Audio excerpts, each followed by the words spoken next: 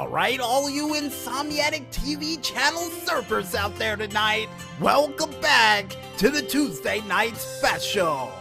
And apparently, according to the Maestro, and we talked about this during the break, apparently there was well over 12 cartoons that successfully made it over into the What a Cartoon series, and we only covered about, 8 or 9? Wow, we need to catch up with that number. And to really catch up with that number, folks, the next show that we have up on the rabbit hole of cartoons that we've been mentioning during the What a Cartoon series for the past couple of months is none other than Sheep in the Big City, which was the 9th cartoon release during the What a Cartoon series, and was also featured during the Cartoon Network Cartoon Summer program that took place on August 18th of the 2000s. The year 2000, Maestro, just in case you're wondering. And the creator of this show, for anybody who was wondering, was none other than Mo Williams, who was the creator of such cartoon shorts of not only the Sesame Street, the Muppets, and also a part of the cartoon side series of The Offbeats that was featured during Kablam. Which, for anybody out there who didn't know, this show came out 2 years prior to the show Sheep in the Big City. The Offbeats, that is. And by the way, most of the work during this cartoon was inspired by Picasso that was used during the Offbeats and during Sheep in the Big City. But before we go any further into the details of this show, folks, we might as well go over the meat and potatoes of it.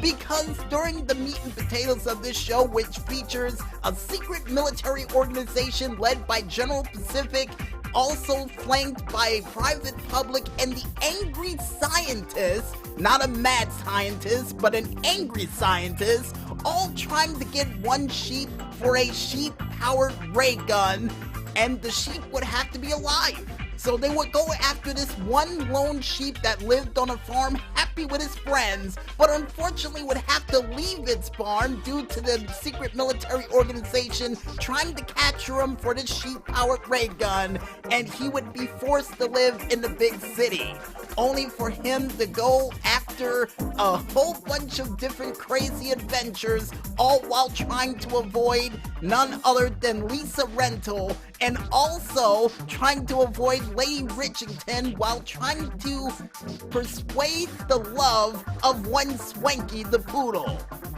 Yes, ladies and gentlemen, that is the plot of this show. And one thing that I loved about this show, besides the plot of it all, had to have been one part of the show that they advertised these silly products on there from a product placement ad called Oxymoron. And one of the products that I remembered, and I could be wrong on it, is the Lifeless Light Flashlight.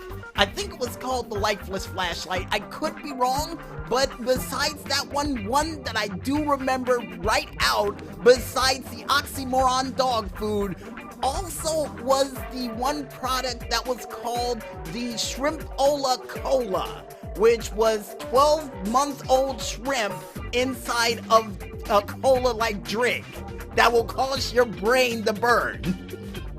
That had rapping shrimp that sounded like the Beastie Boys, by the way, too. I wonder if they were involved in it. I could be wrong. But one of my favorite characters during this show, besides General Pacific and the Ranting Swede, which did come up with a whole bunch of cool rants during the end of almost every single episode of Sheep in the Big City, would have to be the guy who sold the products during the end of every single episode or during the Oxymoron segments, which one person who would end up seeing him in their house would say, "Who are you? Why are you in my house? You better leave before I call the police." So the fact that this guy kept going on trying to sell the product and the woman would be on the phone to call the cops, for him to finally sell the product to her and her ending in a loop because of all the craziness, yeah, definitely one of my favorite characters during the show. And this show, for those who are wondering out there, actually kicked off and was greenlit instead of voted for like many of the cartoons that came before it during the cartoon lineup on November 17th of 2000 and would come to an endemic end as of April 7th of 2002. So I do believe as of November, this show would be 20 years old. Yikes! And to make things even better, folks, the production company who worked on this, which would be Curious Pictures, would go on to make the other show in their lineup known as The Kids Next Door. Yeah, they would be behind that. And with all that said, folks, and seeing the fact that we don't know how to review TV shows along the lines of TV Guide or any of those other TV show reviewers out there, we say this.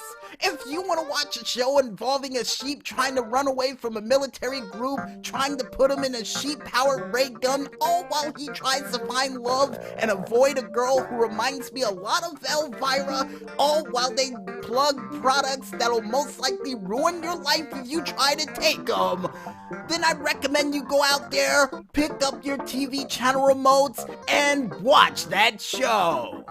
And if I'm not mistaken, I do believe this show still comes on syndicated on Boomerang. Yeah, which is surprising to me, even though it only had 2 seasons and 26 episodes.